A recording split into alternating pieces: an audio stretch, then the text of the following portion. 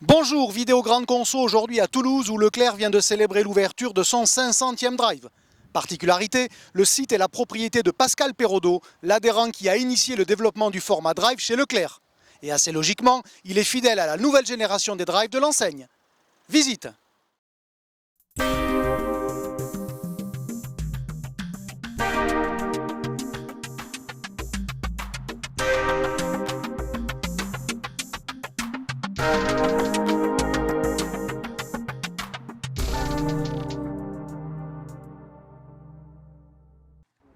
Voici donc le Monsieur Drive de Leclerc, Pascal Perrodo, adhérent à Toulouse.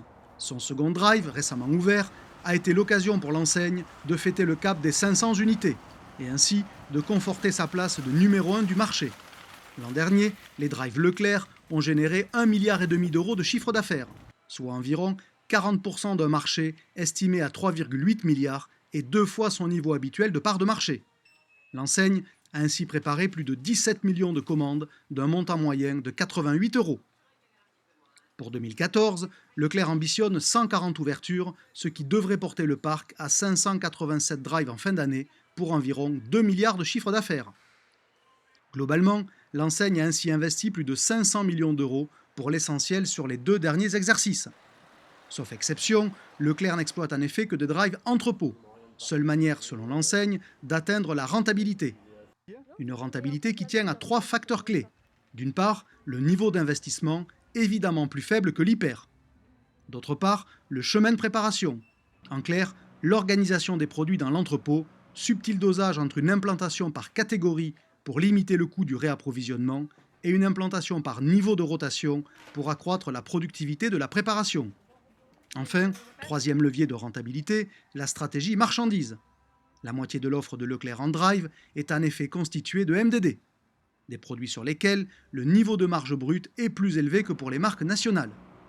A l'inverse, Chronodrive par exemple ne propose que 25% de MDD. Reste que Chronodrive inspire toujours Leclerc. La nouvelle charte de relations clients, qui devrait être le support d'une prochaine certification, est visiblement très inspirée du pionnier du drive. Leclerc entend y codifier toutes les étapes de sa relation avec ses clients, depuis la première visite, qui doit donner lieu à un contact avec le responsable du site ou son adjoint, jusqu'au SBAM, le sourire bonjour, au revoir, merci, pour accueillir et prendre congé du client.